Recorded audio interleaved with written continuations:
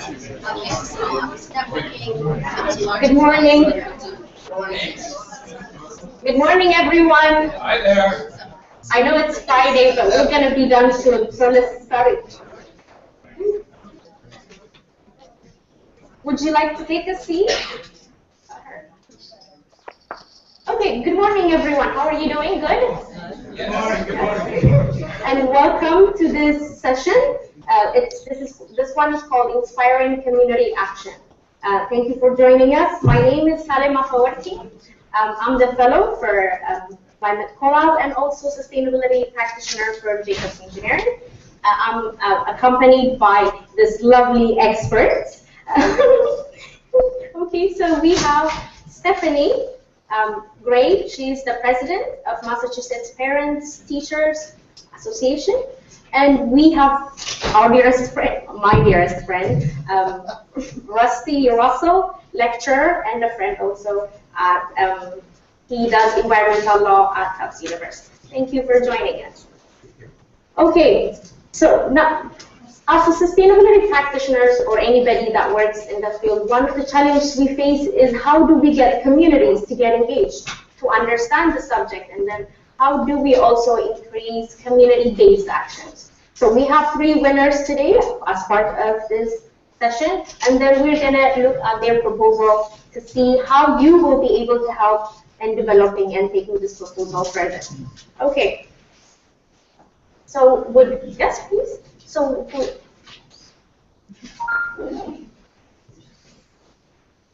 is everything okay?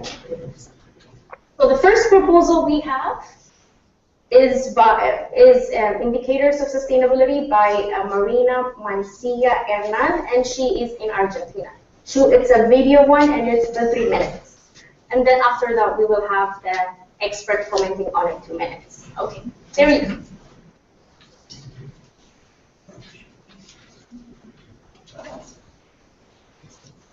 Climate change is the largest challenge that we face by humanity. Climate change is the largest challenge that we face by humanity. We cannot expect solutions to come from governments, business, or technology alone. We need every individual to account for the transition to a zero-carbon economy. Today, 50% of the world population is under 30 years old. Not only young people have a drive to disseminate and scale solutions, but also our generation and the ones to follow will be the most affected by climate change. The indicators for sustainability are a tool to activate young people to take action to address climate change in their communities.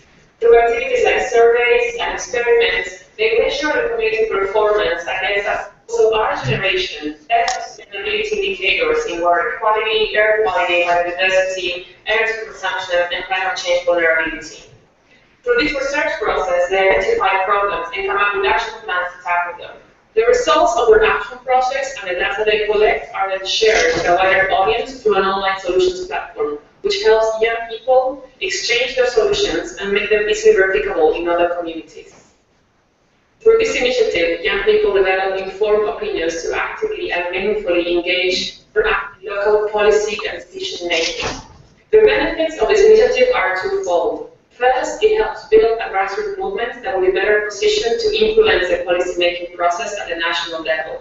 At the same time, the action process that young people carry out will have a direct impact on the capacity of each community to adapt and mitigate climate change. We have developed the first set of indicators and are currently testing them in schools and youth groups in Córdoba. And we already have a pipeline of 15 schools that are ready to roll out the program in 2015. In order to move forward, we need 3 things. We need $15,000 to run our first year pilot. We need technical advice on data collection and processing. And we need web support to build our online solutions platform. We would also love to hear from you. Any feedback or suggestions that you have to help us improve our project would be most welcome. Thank you so much for supporting our project. Okay. Thank you. Was it clear enough? Did you get to hear it very well? Okay. So what we will do is we will have the experts comment on how they can help, and then we will break down in groups to develop it further. Okay.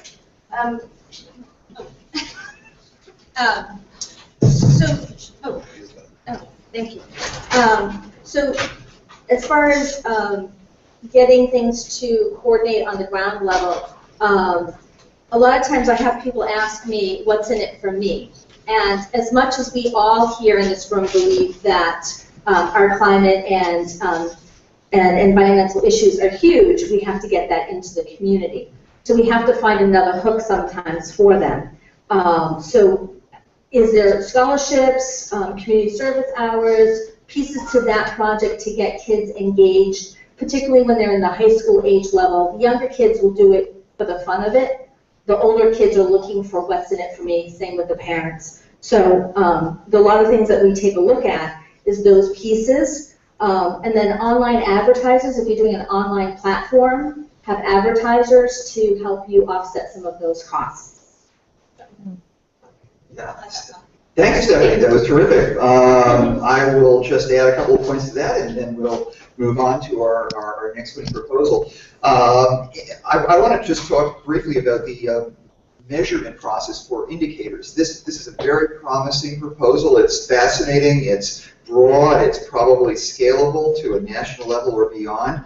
I think there are some important questions that need to be answered or fleshed out in more detail, and you plan to do that with your testing process. I would urge you to not just test indicators. For example, you provide, as an example, measuring air quality either through low-cost air quality measurement devices. We need to establish what those are and how low the cost is. Or if those aren't available, simply by looking at the status of biologic indicators such as lichens. And I guess I'd want to know a little bit more about how that works in terms of judging current air quality. So I have some questions about how the indicators are going to work, and I think that needs to be fleshed out. But there are other issues as well. Just as Stephanie says, how to stimulate students of different age groups. It may be that things in Cordova are exactly the same as they are in the Plymouth PTA, but if they're not, we want to see how that influences parents and how parents might later influence the political process in Argentina. Those are all open questions. They're important ones, but they're not insoluble. They really represent the next step. Thank you very much. Thank you. Okay, let's give her a hand for the. Thank you very much. Please stay online. Okay. So the second one we have is Dave Finnegan. He's here with us, and he'll be presenting his proposal on climate change is elementary, called Huge Green Fundraiser for Schools. Sure. About 3 minutes to present. Thank you. Okay. Hi. I'm Dave Finnegan, and for the last few years I've been creating a program called Climate Change is Elementary, where we go into elementary schools at the behest of the PTA and the principal, and we spend a day and work with first the teachers, then the kids, a grade level at a time. Each grade gets a piece of the climate change puzzle. So one grade gets to become penguins wandering around the Antarctic, and one gets to be polar bears, and one gets to be trees in the rainforest. So they have a lot of fun learning, because we teach the way they learn. Kinesthetic, spatial, interpersonal, musical, environmental learners. Then at the end of the day, we have an all-school assembly. In the all-school assembly, the kids get to act out what they've learned and put the whole world together, talking about the frogs and the trees and the rainforest and so forth. That evening, the parents come in.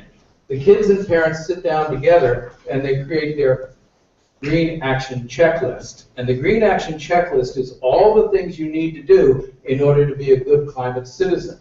We've done this program now in 40 schools, 23 of them. We've done the entire program, including the parent part. We've done that in 8 states, mostly up here in New England and down in Florida.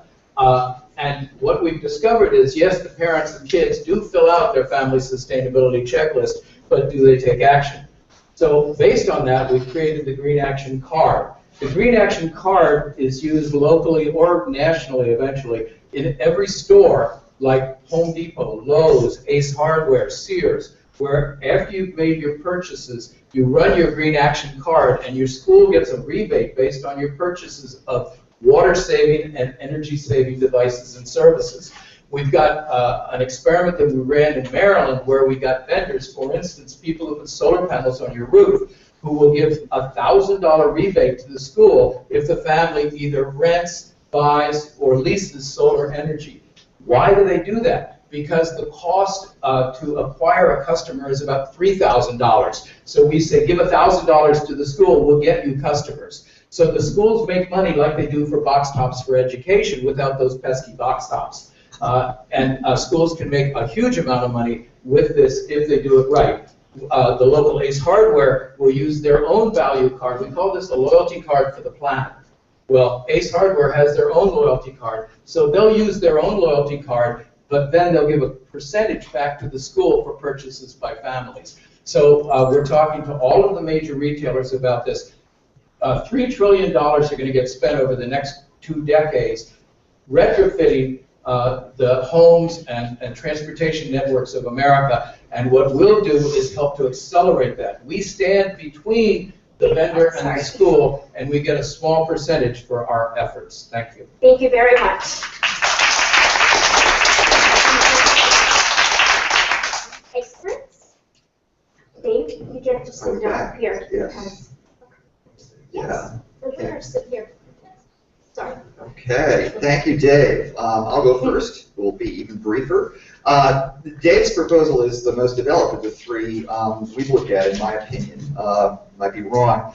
Fascinating proposal. It's complete. It's a little bit more expensive than the others. We're talking about $100,000, but if it may well be worth it. Number of issues. I'm going to leave for Stephanie comments about the educational process and how this works, because I'm thinking I teach graduate students, and frankly, I'm ready to maybe dress up like a polar bear to try to get them to pay attention. So I am getting some ideas here, but I'm not sure I'm an expert on other classroom techniques. The issue, or an important issue that needs to be field tested, of course, and this is happening, so I want to point that out and say bravo to you, Dave, for doing that, is how tightly the connection can be made between home and monitoring of climate change and use of the loyalty cards by students and their parents and other organizations on the one hand, and on the other hand, the demand for the demand isn't quite the right word, but the number of retailers that are out there that make these cards valuable. The more we have, the more users we'll have. We will have a positive cycle. Can we make that happen? That's the big question. And your thoughts on how to sort of ramp up will be really important. Okay. Thank you.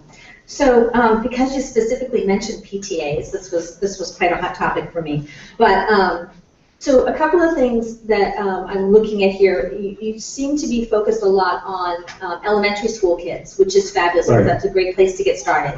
But with the green card, I'd like to see you develop a little bit more of that following up with families. And when children move from one school to the next, are we following up? Do we continue to have that green card coming back? Does the green card then switch to a different school? How do we do that? Currently, a number of our PTAs use Stop and Shop. When you shop at Stop and Shop and you use your card, there's a fund that goes back to, amount of money that goes back to the school, but we have to continually update that, and how does that look, and what does that look like? So I'd be interested in some of those pieces. I'm interested in, too, the number of parents that actually come to the parent program in the evening. We get about 40%. Which is very good, so I would look at some different ways to get people to do that are fun and exciting, but inner city versus, or urban versus suburban versus rural participation can vary greatly. So our focus is suburban. We want to work with the villains, not the victims. No problem. We're just, those are some of the issues that we have. And even in the suburban communities, we do have some issues with parents trying to manage all of those things and trying to get them to come do fun things, which it looks like you do have some of that there. We have some other models that we currently have here in Massachusetts. The Bay State Textiles is one of them that we're using. They help take textiles out of the recycling stream. And they have a cashback program that works really well. I'd love to have you talk to them about that as well. And they put out a challenge. When they first initiated in the school districts, they put out a challenge to all the schools in the district, who can beat the number? and the school with the most got an incentive back for the programming or something like that, which was really a great program. So there's a lot of those pieces that I'd love to see and talk to you about. Let me respond to that last thing, if I could take another few seconds. We want to create a social network that includes a closed social network for every classroom, so that the kids can go on there and take their family sustainability checklist, post it on the social network, and then show their friends what they're doing. And then they get badges and awards and points for taking action. So that's one of the things we need to spend money on, is to create that social network. I'm sure we'll have more time when we sit in groups to develop it further. Thank you very much. Give it a hand to the second proposal. Now, the third one we have is synergies of reforestation and community empowerment in Kenya. Apparently, Tobias cannot make it, but I understand that some representatives of this group are here. Am I correct? No. Okay, but no worries. We still have the video. He sent the video and we can look at it. Okay, thank you. Thank you for joining us on a forest walk in Marmanet today. You may wonder, what forest? Everything you see was covered in trees only 40 years ago, as much of Kenya was. Now, 75% of these forests have been destroyed, leading to disastrous consequences. Not only is the Marmanet Forest home to hundreds of rare species, but also functions as a water tower for East Africa. The Highland forests are needed as water catchment areas for major lakes such as Lake Victoria, the source of the Nile. Without them, rivers and lakes are cut off from their water supply. As landscapes turn into deserts and people become poorer and poorer, conflict is just a matter of time. In a world where we consume ever more goods and emit more and more greenhouse gas, forests as carbon sinks are more important than ever.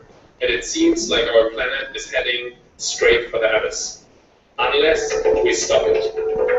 In a highly interconnected world, our local actions often have economic, social, and environmental repercussions throughout the world. The good news is, this means that we can have positive impact on a global scale as well. When I came to Kenya for half a year, I was impressed with the proactivity and the entrepreneurial spirit of the youth. The Kenyan government gives us 100 hectares for 30 years at no cost, under the condition that we manage to plant 100,000 trees. We have people who live here, and we have to take the concern seriously. We have recognized the fact that there's a reason which made people to cut down trees in the first place. We are working together with the Kenyan Forest Research Institute, environmental groups, and scientists from all over the world, bringing together local knowledge and scientific insights. 70% of Kenyans in my generation are unemployed. To make them part of our initiative, employ them in the reforestation, and help them develop business models like mushroom farming, beekeeping, or ecotourism. These activities are meant to finance the forestation project. We will tell the story of those change makers to the whole world. Our team is working on 3 continents, and we will pull more people in. We do not only want to bring back the trees to these 100 hectares, this is just the beginning. We understand Marmanet as a microcosm. Our goal is to develop a model for sustainability that can be taken to different places. As a supporter, you will receive seeds from which you can grow an original Kenyan tree while we plant and nurture the forest of Marmanet. So you can literally grow Marmanet forest in your kitchen. This is an initiative about small actions that can have a large impact. It's all about taking the momentum and not standing still. Follow us on Facebook and Twitter and share your interest. Join our team. Become a business coach for young change makers in Kenya. Talk about this, get people involved, but people can donate and convince them to do something. You can help make this walk a real walk in the woods. It's up to all of us. It's up to you.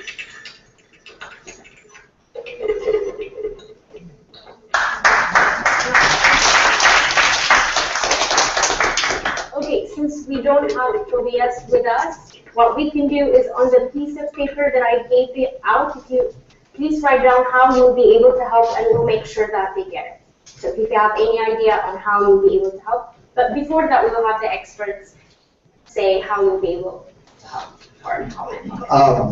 Well, I know that the makers of it are not here, but that was a great video. It really shows some major communication skill. Very, very impressive. I'm ready to sign up, and love to know sort of what color of precise color of paint they use for those lovely blocks. The question I have is, I think this is a great idea. There's huge climate change advantage to be had in reforestation, afforestation, or even forest maintenance. So it's great. It's a collaboration, across the continent. So it's very, very impressive. My questions or my suggestions in terms of strengthening it is that it's a little bit vague about how scalable this would be.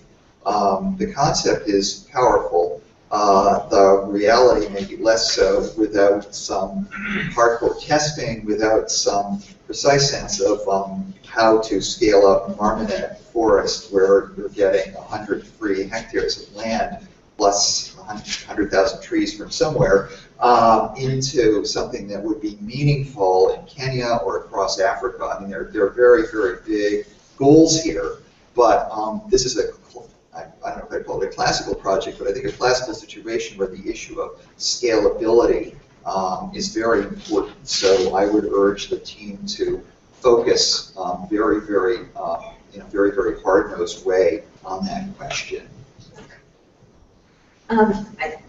Again, a fabulous video. Really, they did a great job on that and presenting all of their information in a clear and concise way. I love that part of that is an educational piece and giving people jobs so that they're buying in. Again, I'm going to get back to that what's in it for me piece, and really teaching them a lifestyle and encompassing their economic pieces as well.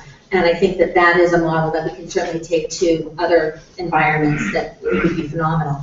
I'd love to see them talk a little bit more about maybe partnering with something like the National Arbor Day Foundation, where in the U.S. at least, we're used to the kids come home with a tree. You send in money, the kids come home with a tree, you plant it in your yard or someplace in your neighborhood, that kind of model. And even have the tree that you purchase here maybe help support a tree someplace else, which they did do in the seeds, but really kind of take that out to the schools where the kids are feeling like they make an impact in their own communities and they make an impact in somebody else's communities, and kind of crossing those barriers between countries and more cultural information back and forth. So I think that would be a great thing to discuss further with them. Thank you very much. Thank you. Now, how we're going to proceed is, yes, you have, please.